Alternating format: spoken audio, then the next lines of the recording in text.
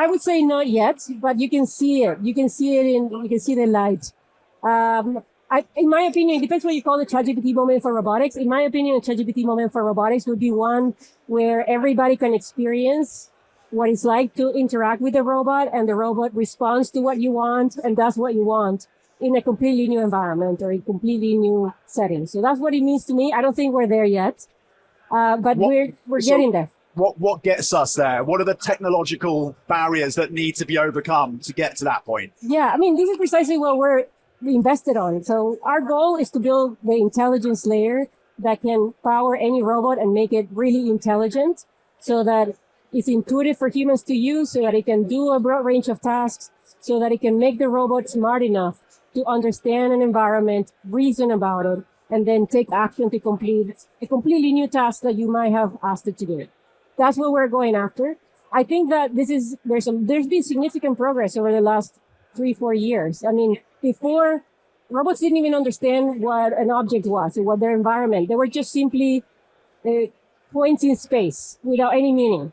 We've actually introduced around 2022 LLMs and VLMs into robots that taught them what understand natural language. It also taught them how to reason about their environment, and then how to take action in a way that was towards a particular semantic task or a particular meaningful task for the robot. That didn't exist before. Humanoids get a lot of headlines.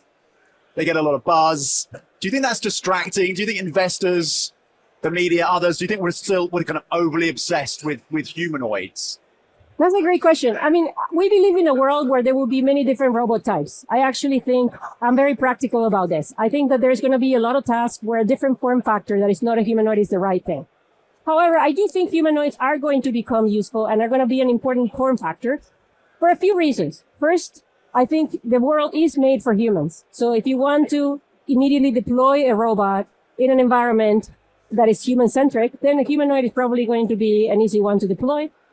Actually, there's an interesting research aspect to this, which is if we want robots to learn from humans and the robot has a human form factor, it's actually easier because it can now translate what the human is doing when he's, say, cooking a recipe into what the robot should do in order to do the same task. So that's a learning perspective that I find interesting.